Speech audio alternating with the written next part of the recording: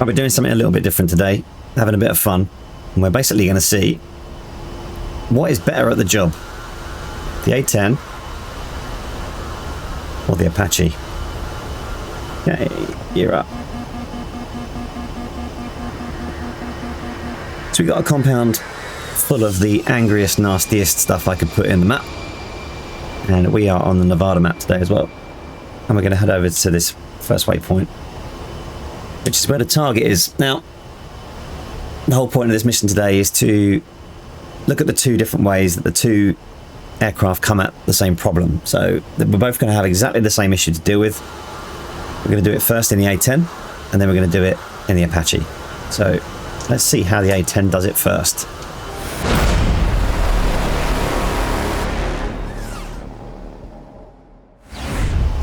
Right, excuse my voice. I've had the man plague, and yeah, I'm recovering. I think I'll be okay. I think I'm going to live.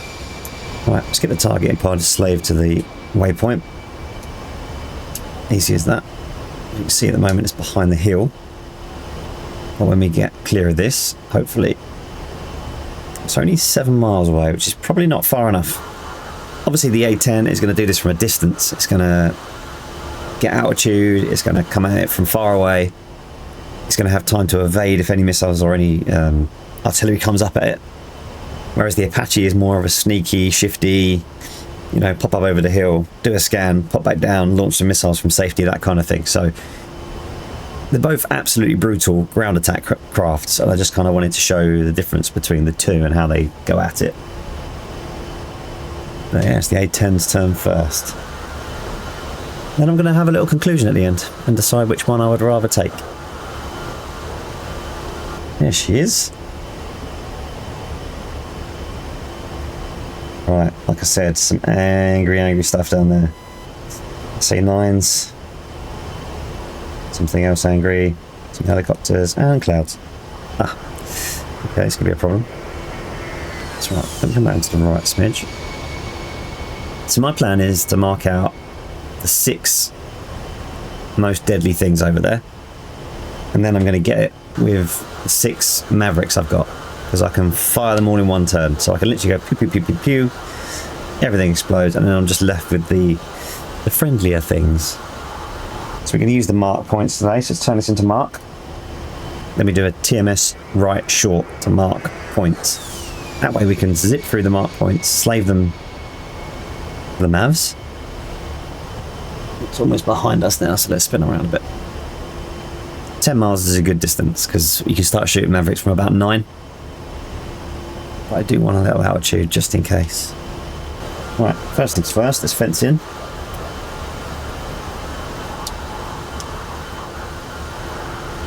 There we go.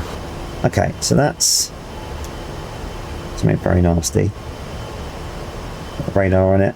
SA-15? Yeah, let's mark that guy. So that's A. That's another launcher, so let's go for B. That's Shilka, maybe? Another launcher. C. The helicopters are dangerous, but only if they take off. Oh, is that Tunguska?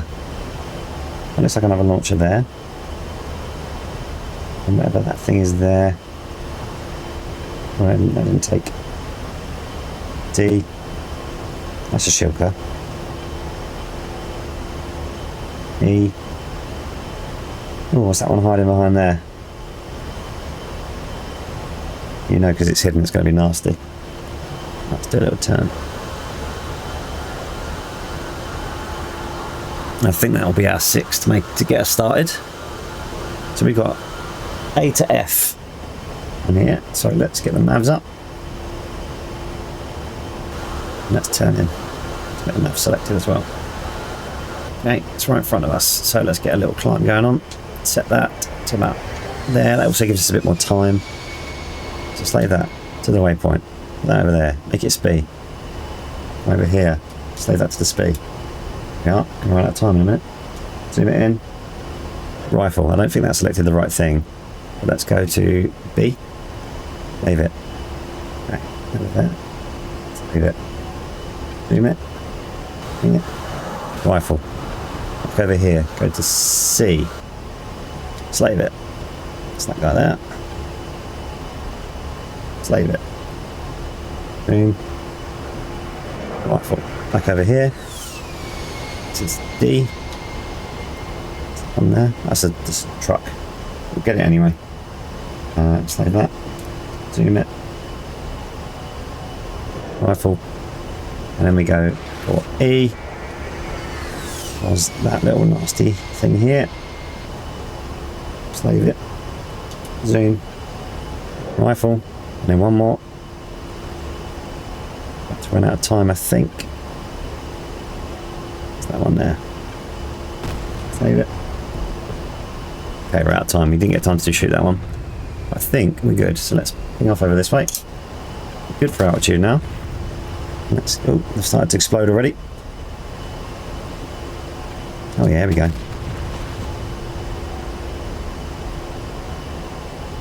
think we've had 3. That's 4. There should be a 5th one any second now. Okay, so all my faffing meant that basically I didn't get that many. So let's have a look at the Dismas. I think I've got 1 MAV left. Then we're on to GBU 38s, which are JDAMs. Okay, so we need to get a little distance. The SA-19 is still on my RWR. Oh, that might have just exploded. Okay, let's get a little distance.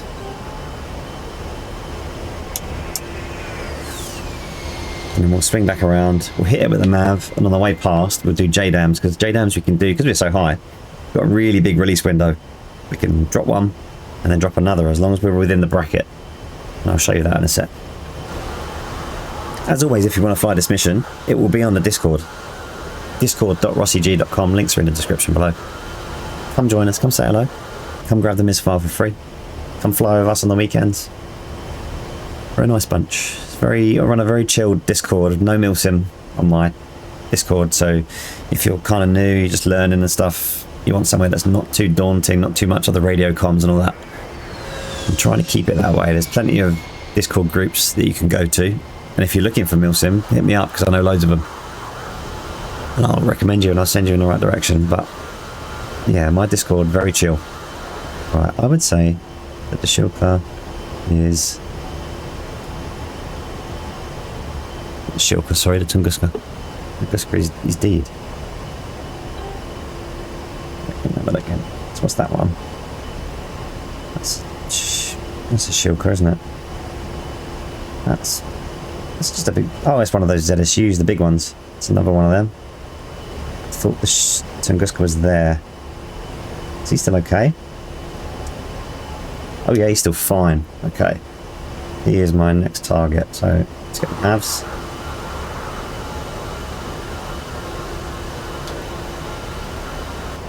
Rifle. Right, now we're on to 38s.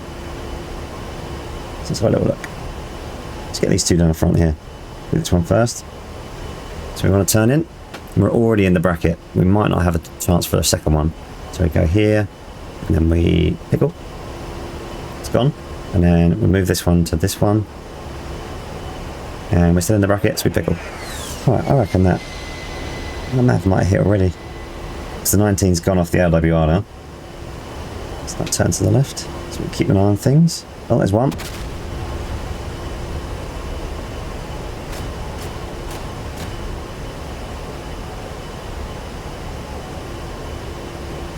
Oof. Right, next thing's next. We've got a GBU-12 left, which is a laser guided bomb, which means we have to see it all the way in. But I reckon a cluster bomb is going to destroy most of this. So let's go back around. One at one end, one at the other, just in case, because the wind blows it off. Even though they're supposed to be wind corrected, they're pretty useless, as you can tell from the last video. If you haven't watched that last video, by the way, called Retrieval, things did not go well using cluster bombs. Okay, so I'm going to think about putting one in this corner here, and I'm going to put one in the opposite corner. So one here, one in the opposite corner, and I reckon that'll get most stuff. Yeah, alright, line it up. So we're already in the bracket. So if I go left this smidge, pick one, and then I'll send one up this side where that tower is. Go 2.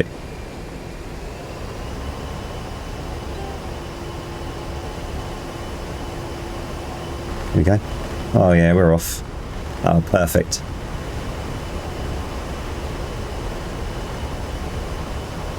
You can see why they're mostly banned. They're not very accurate, are they? If you drop that into a busy neighbourhood, you're hitting everything. Right, I think it's safe to say there's nothing left down there. The only thing we can do really is go for a little close flyby, a little wild weasel, see if anything is still alive. What's that thing there? Oh, that's exploded truck. Looks like an old burnt crisp packet that's been in a fire. Right, there we go. Going in for a nice low pass down the valley. Altitude, altitude. Pull up, pull up.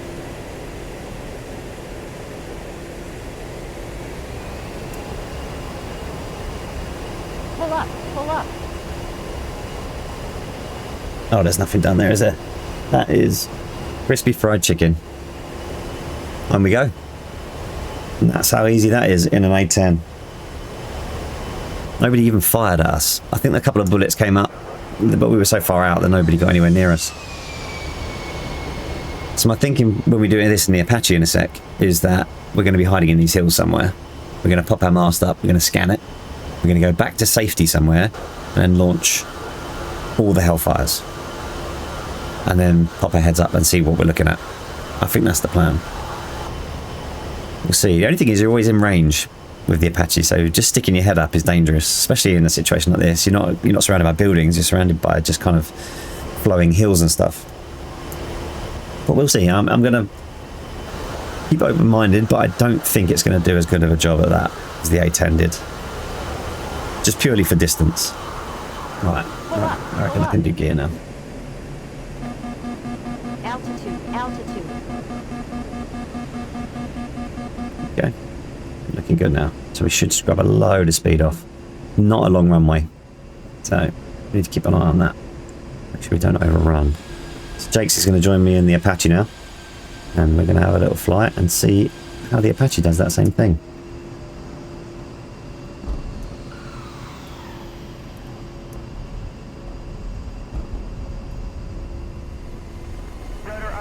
As they say, there are two ways to skin a cat. Please don't skin cats. That's very mean. This is the second way in an Apache. So we've done it in the A-10 already. And Jakes is flying me about. There he is with his little monocle on. He's getting a little top hat. So he looks cool. Looks like he's going for a posh dinner. But yes, thank you, Jakes, for flying me around. And we are going to go and do that exact same thing again. We're going to go and destroy all the same vehicles that we destroyed before. But we're going to do it in the Apache way. A different way. We have got 16 of the Lima Hellfires. I have to really concentrate because Lima is the one that isn't lasers, which doesn't make any sense to me. So we've got 16 of the Limas, which are the radar guided. The kilos are the laser guided. Right. So whereas the A-10 would go up high, it would have the distance. So if anybody fired at it, you have time to think about things. If somebody fires at us here, it's major panic station. So we have to duck and dive and dodge and weave and dodge, right? Dodge, duck, dip, dive, and dodge. So we're going to take the FCR. We're going to turn on the rockets, or not the rockets, sorry, we're going to turn on the missiles. And we also want to make sure the missiles are all on. So see on the left hand side there where it says all auto or none. Auto will turn on the next Hellfire, but if we're rippling them off really quickly, they won't be ready in time, so we turn them all on. There we are. They're all ready to go. The other thing we can do is slave the SCR to the coordinate. So if we tap coordinate top right, hit the first one, that's now slaving point, and we slave to it. Now the FCR is always going to point at that 0-1 there. Just going to keep that in its sights and ready to scan. But the Apache way of doing things is to be sneaky. So we're going to sneak up on this. We're going to find ourselves a nice safe little spot. We're always going to be in range of missiles and even some of the guns. Then we'll do a scan, and then we can hide and we can ripple off all the missiles one after the other from a safe space, because the FCR will remember where all the targets are, send those coordinates to their Hellfires, and they'll kind of just see themselves in.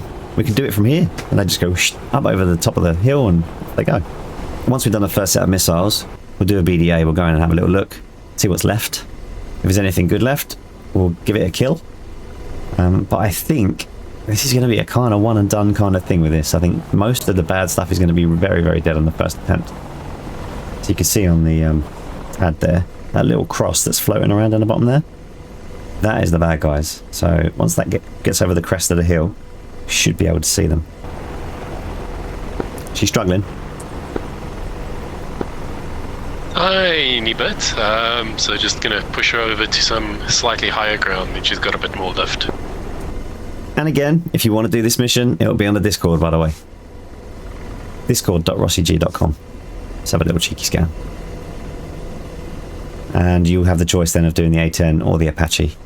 Just make sure you got the Nevada map. It's a good map. Very underrated. I'm going to periodically scan just to see if I grab anything. Oh, we got something.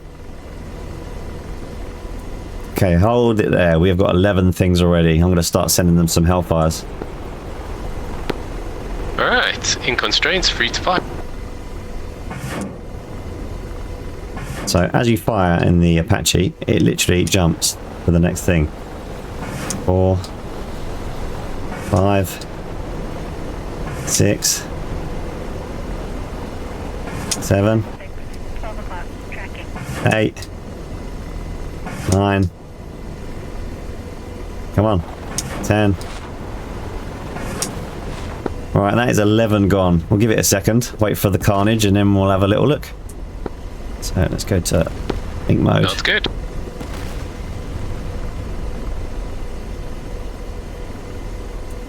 I see a lot of smoke and fire. Oh yeah, it's pretty cool seeing it come over the ridge like that. My guess is we got everything on the first go. Well, let's pop up and see if we get yelled at by Betty. Yeah. Here we go. So we switch over to the TADs.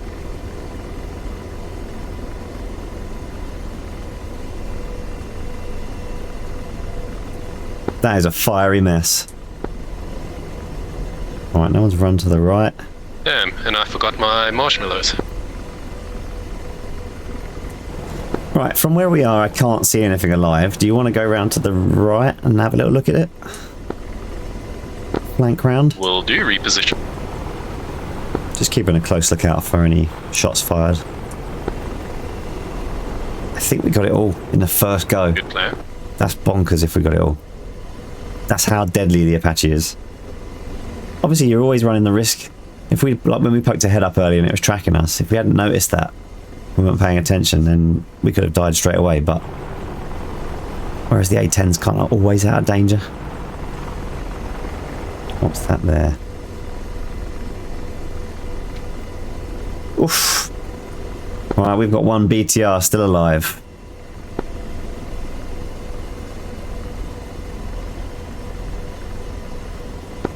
Alright, nose on, all yours. He should be dead in 5 seconds.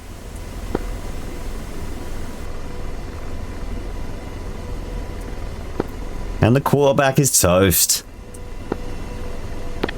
Good shack. So we switched to the camera as opposed to the night vision. There's a guy over there, but I think we'll leave that to Jake's. Shall we go in with gun? Yeah, the only thing I can see is the one guy by the ammo dump, and he's all yours if you've got the gun. I called him.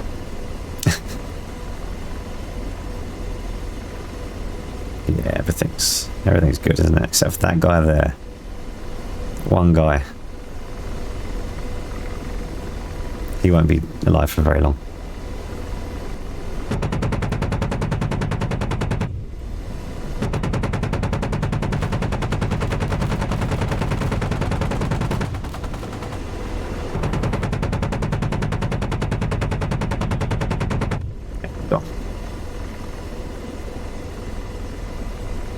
He's definitely dead now. I reckon, and looks like everything is dead.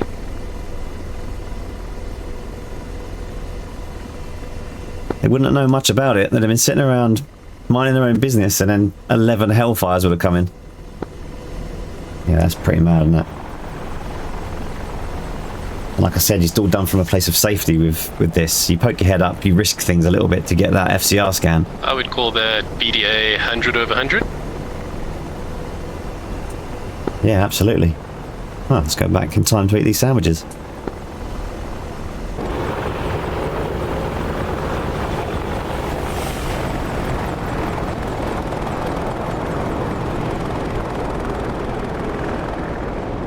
So now my conclusion, I don't know. I'm going to take the A-10 because I know the A-10 better. But that was very, very efficient. That was a very, very efficient killing. What I will say to you though, is I shot this video once already. My audio screwed up, so we had to do it again. In the very first go round, the A-10 did it first time. The Apache did it about 6th or 7th time. We got shot a lot in the process of making it. This time around, 1 for 1. The A-10 did it first time, this did it first time. But yeah, the first attempts at doing it in the Apache took a bit of rehearsing, if you know what I mean, because obviously it's very hard not to act like you don't know what's coming when you do know what's coming. Well, that went nice and smooth. We've had to do it again, so yeah, it did. Yeah, it went very well. That was a perfect example of how deadly this thing is. Oh yeah, especially if you use your cover correctly, which I did not do in the last half, but we had air superiority there. Yeah, that's what I was just explaining, that it's the A-10 does it first time every time, whereas this one you almost need to rehearse. So like you say, if you use your cover properly, then this is deadly, really deadly. Yeah, the Apache's more of a sniper. Yeah, she's good. So that's what I'm saying. 100% of the times I've come out, the A-10 has done it first time. This has done it 1/5 of the times I've brought it out, I would say. So that's my summary. I would still take the A-10, but they both have their situations, and needless to say, this one is probably more fun. And then you get to fly with your buddies as well, whereas you don't get to do that in the A-10. You all have to be in separate aircrafts, and it's quite cool to be in one aircraft sometimes. If you want to support the channel, we've got merch, store.rossig.com. You can buy yourself an Apache t-shirt, you can buy yourself a Tank Killer t-shirt, you can get yourself this Not a Pilot hoodie. It all helps the channel out. If you really want to help out, become a member. You get access to these videos a little bit earlier than everyone else. Special treatment just for you for supporting the channel. And don't forget, I'm streaming on Twitch now as well. All my live stuff has moved to Twitch. Exactly the same username, so Rossi G, go find me. Huge thanks to Jakes for being my Apache Uber today. Barrel roll, sir. You know it. Here we go. Hold on to your lunch. Oh dear. Even in 2D it turns my stomach. But yeah, anything you can do to support the channel is absolutely brilliant, and the most important thing you can do to support the channel is hit subscribe. Click it for us. Tell your friends. Spread the word. More DCS for everyone. That's what we want. Right, a big shout out to everyone who's a member so far, and all the subscribers on Twitch now as well. Their names are going to come up at the end of this video. Huge thanks to all of you. And we're done here. So thank you very much. Make sure you watch last week's video. It was called Retrieval. It was me and Geezer. I was in the Huey, he was in the F-16. Things did not go to plan. We had fun. It was explosive, to say the least. So go check that out. It's going to pop up on the left-hand side of your screen right now, and we'll see you on the next video. Cheers, everyone. Goodbye.